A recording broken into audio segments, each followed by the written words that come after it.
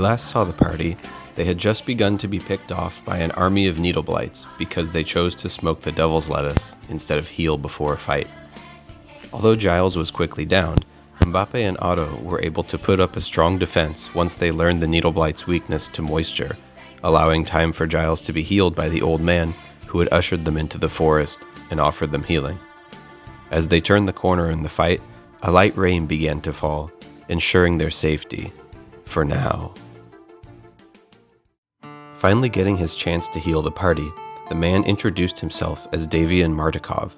The party was so sure they had heard that name somewhere before, but they just couldn't place it to save their lives.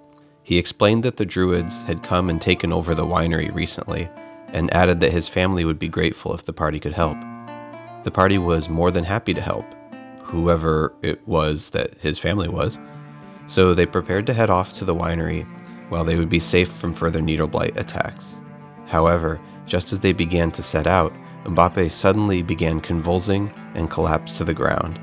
Although Doggo was able to stabilize him, it appeared as though he would be down for the count, at least for as long as it took to explore the winery. As Otto and Giles snuck towards the winery, they began to look for ways inside besides just the front door.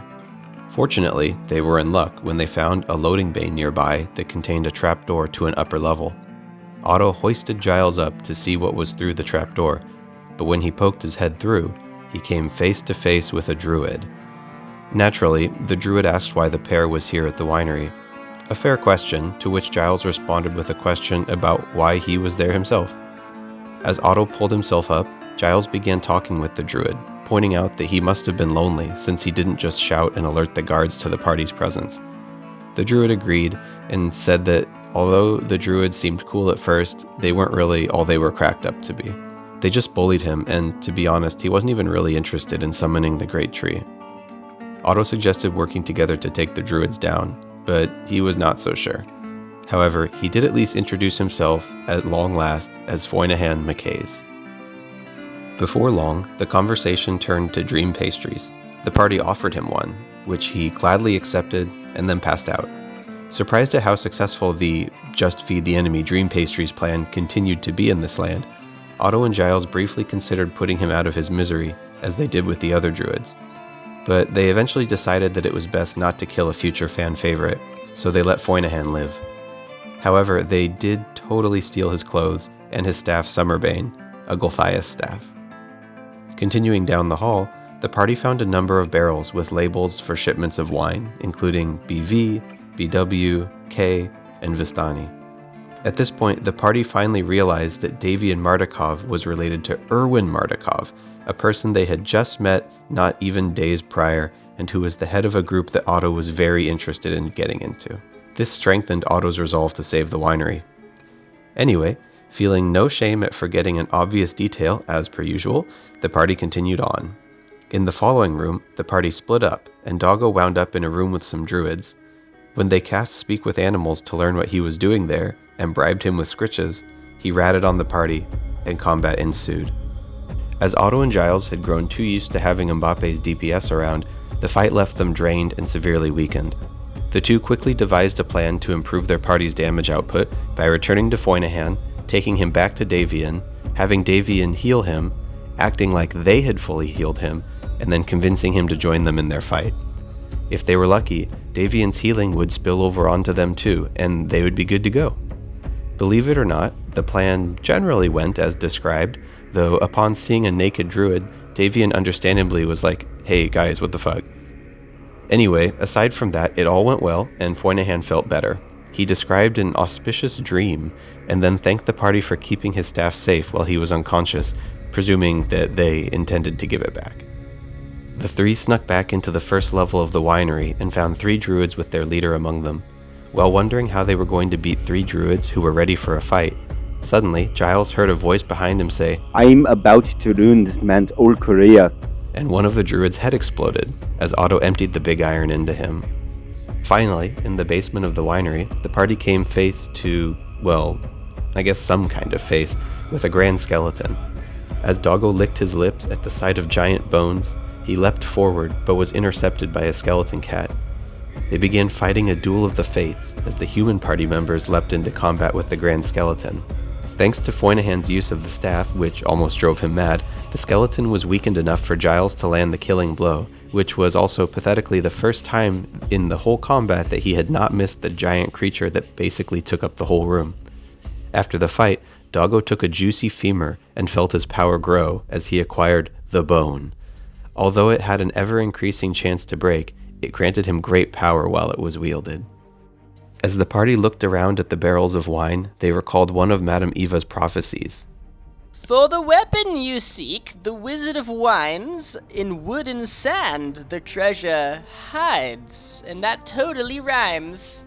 Sure enough, in a barrel nearby, Otto discovered a holy symbol of Ravenkind and a platinum amulet shaped like the sun with a red crystal that held the power to destroy vampires, or even paralyze one. The party suddenly remembered other fortunes of Madame Eva and decided that it would be worth their time to investigate further.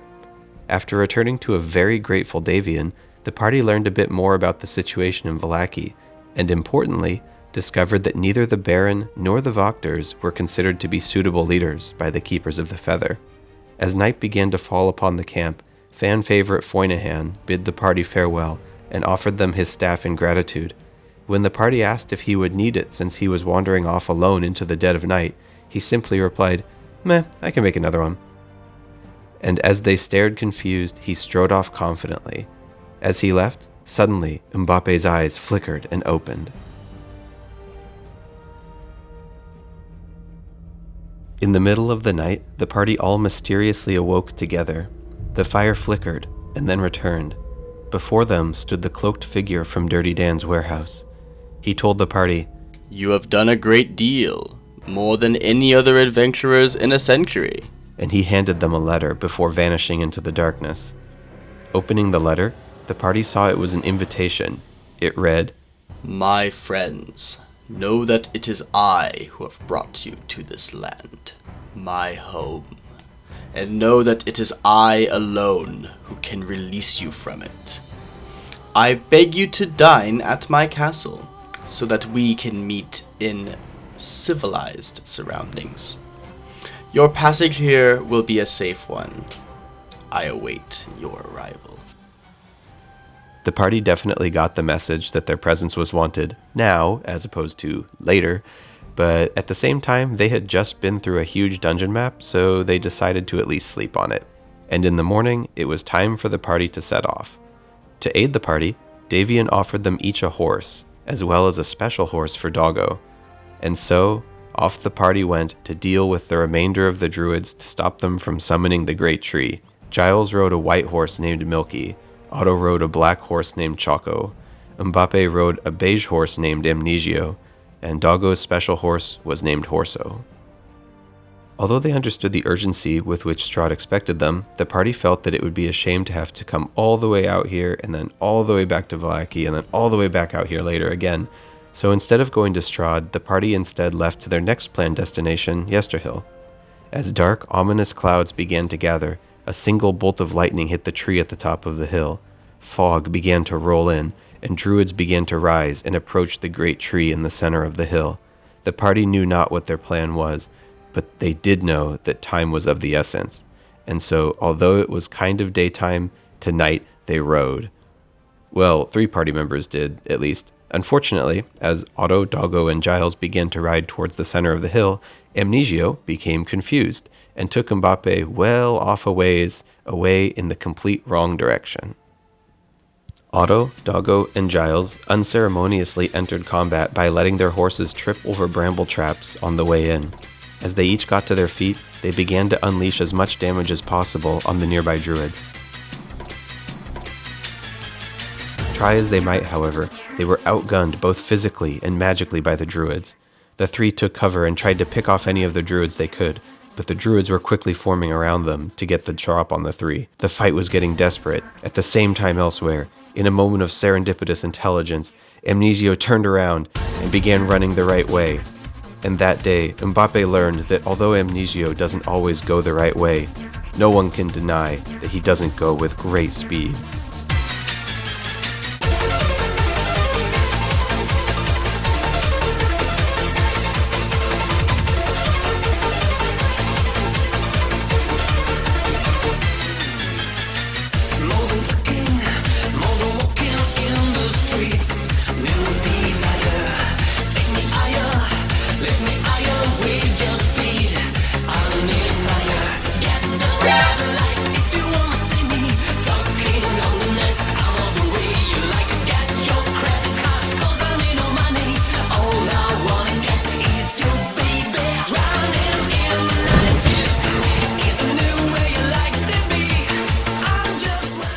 With newfound confidence, Mbappe continued to inspire the party by one-shotting druids left and right.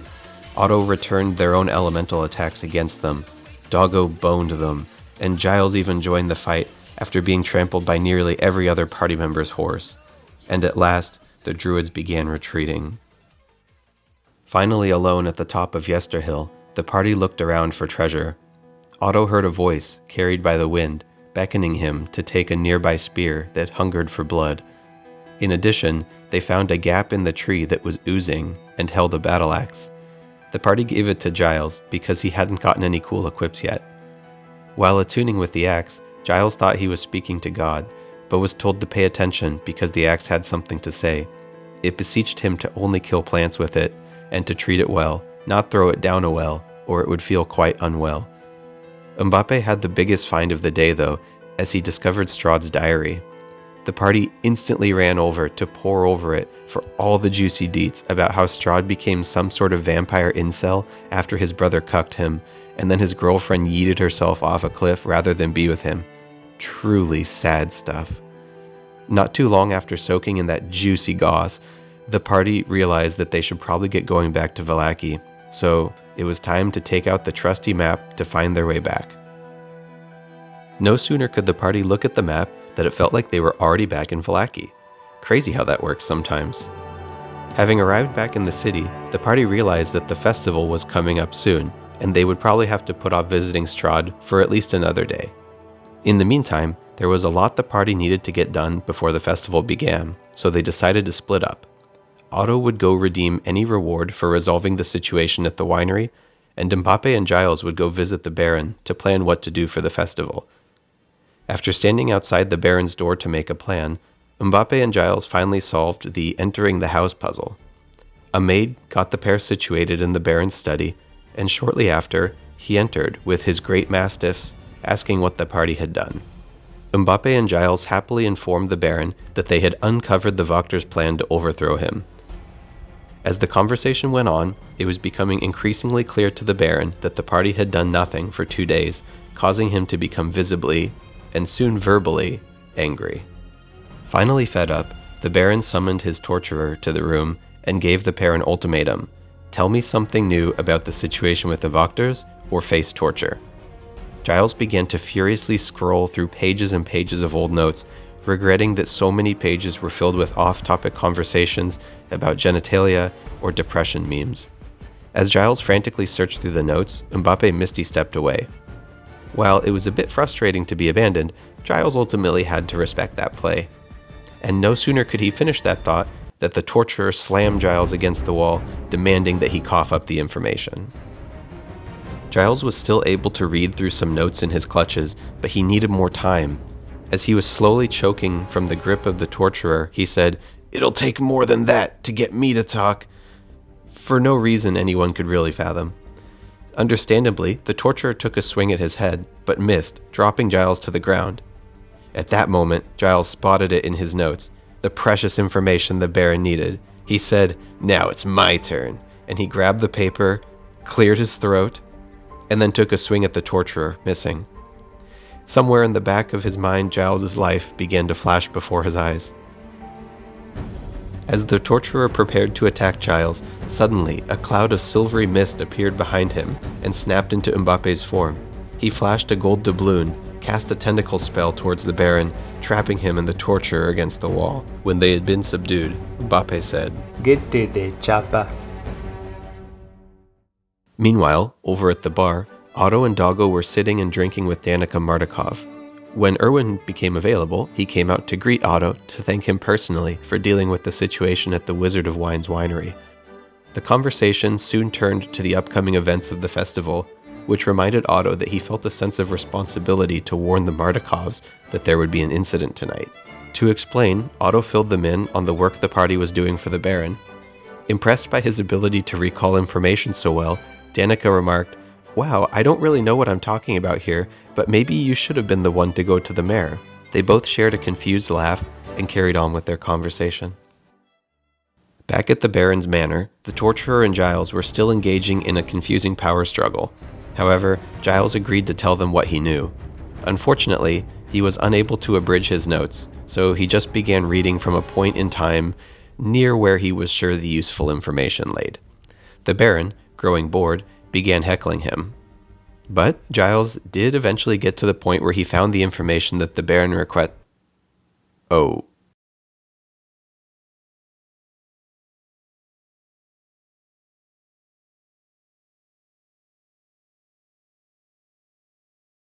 So anyway, Giles and Mbappe figured that was as good a time as any to make their escape. As they fled the vicinity of the Baron's manor, Mbappe and Giles were met with Otto, who was just running up to them, asking what was up. As dozens of guards poured out of the Baron's manor behind them, Mbappe said, We must go. and the party ran off, agreeing to hide to the best of their individual abilities and to regroup in the weed alley when the heat died down. Initially inclined to follow Mbappe and Giles as they desperately ran for their lives from the guards, Otto quickly realized that he shouldn't have to, since whatever happened at the Baron's manor was between the other two and the Baron. He proceeded over to the Baron's manor and began a lengthy conversation to try to calm him down after the Baron declared Otto a friend of the devilish spies of Strahd. Wondering how the other two could have messed up such a simple task so thoroughly, Otto eventually convinced the Baron to let him in to provide him with the information he desired. Reunited in the weed alley, the party devised a plan for the upcoming festival. They considered the possibility of third-partying the Baron and the Wachters, and then installing Erwin Martikov as the town mayor. The party needed to inform Erwin of this plan, so off to the Blue Water Inn they went, where they met with Irina, who was now living there. She made a comment about being creeped out about the lifelike Irina dolls that Gadolf Blinksy was producing recently, as in the dolls of which the party bought his whole supply. Anyway, turning to Erwin, the party detailed their plan to have him fill the imminent power vacuum in the city. After some consideration and a vote with some family members who came seemingly out of the woodwork, Erwin decided that the party helped his family at the winery, and so it would be only fair for them to help the party by taking the town which was rightfully theirs. And so, with the party and the Martikovs aligned on an approach, the party waited for the festival to begin. As the party waited, Mbappe, who had taken a couple dream pastries, began leading the bar in an epic chant. Otto, meanwhile, disappeared for about 10 minutes to do a beer run, despite the fact that the party was at a bar. And in a corner of the bar, a young woman who looked eerily like Velma appeared. She spoke exactly like Velma, but something was off about her. She said Giles was a sight for sore eyes, and he said that she was as well. Jinkies, she said. Anyway, where was I going with this? Oh right, she talked about confronting Strahd. Jinkies, it was a terrible fight, but she's a strong user of magic. Still, she knew of the invite and warned the party. She requested that the party look out for her friends when they dine with Strahd. Giles was bumped on the back by Nikolai Wachter, their friend from the other night, who was currently socializing with Otto. As he looked to see who had bumped him, and then looked back, he found Dark Velma had gone, leaving only a small trace of dust. Giles snorted the dust naturally, and he gained the ability to control flame. At this point, the night kind of got away from the party as they found themselves back at the Wachter Manor. The party was invited back for some weird sex party, possibly mainly because of Mbappe's large Wiener Schnitzel. But at the same time, Mbappe thought he was at the bar still and was just pounding his mug on the table, trying to get everyone to start a chant. At some point, girls were brought out with some special brown powder and everyone snorted a bit except Giles, who for some reason found this powder a little too suspicious and not Dark Velma's butt powder. Anyway, what happened next was a blur of singing, dancing on tables, and doing everything in German for some reason. And about 90 minutes later, the party started to come to, finding everyone else passed out around them and the Wachter house unguarded. Sensing death upstairs, Mbappe led the party up until they reached a locked door from behind which the sense of death was emanating. As they attempted to open the door, one of the servants came up the stairs. Thinking quickly, Otto whipped out the big iron, and Giles prepared Cone of Silence. But the servant got the hint. She agreed to open the door for the party if they let her go. And so she did. And so they did. Not. I mean, because of course. Come on, that would have been crazy. They instead knocked her out and dragged her into the now unlocked room with them. In the room, the party found a fire sputtering out. There was a framed family portrait of a father, a mother, their 2 sons, and a baby daughter. On the bed rested a man, deceased, dressed in black. Copper pieces lay on each eye, and despite the presence of those copper pieces, he looked quite like the father in the painting. Unlocking a chest in the corner of the room, the party found it lined with lead and containing bones. This prompted the party to remember that they had a loose end in the maid. After debating for about 10 minutes of first whether to kill her, then whether to hide her body in the chest or not, then whether to elaborately pose her, then whether to just leave a suicide note, the party finally had their plan. They wrote a note about her not wanting to be apart from Mr. Wachter, which they assumed was the name of the dead man, and then laid her next to the man and coup de grace her. As the party split up to explore more, Giles discovered a room in which there was a young woman in a soiled nightgown who began screaming as soon as she saw him. He frantically tried to de-escalate the situation because the screaming ran the risk of alerting everyone in the manor to the party's goings-on, but she would not quit. Left with no other options, Giles took no joy in taking out Mace Windu and silencing her. But he did take some joy in asking Otto to cut up the body to fit in the lead-lined chest in the previous room. Giles's hippie axe called him a monster. In a far corner of the house, the party came upon a room filled with cats. Initially concerned with needing to remember to feed the cats in the morning, the party uncovered a hidden room behind a false wall, in which they found a wealth of strawed pieces, a wooden pipe, spell scrolls, deeds for parcels of land given to the Wachters by Strahd nearly 4 centuries ago, a leather case containing an unbound manuscript titled The Devil We Know, written by Lady Fiona Wachter, and an old series of letters from Olivia Wachter to a certain Lord Vasily von Holt, thanking him for his hospitality and fertility. The party did not recognize the von Holt name, but what they did recognize was his handwriting, which bore striking resemblance to the handwriting of Strahd. Having seen enough at this point, the party decided it was time to make final preparations to the festival, as they could always return to this house later when it was truly unguarded. And so they left.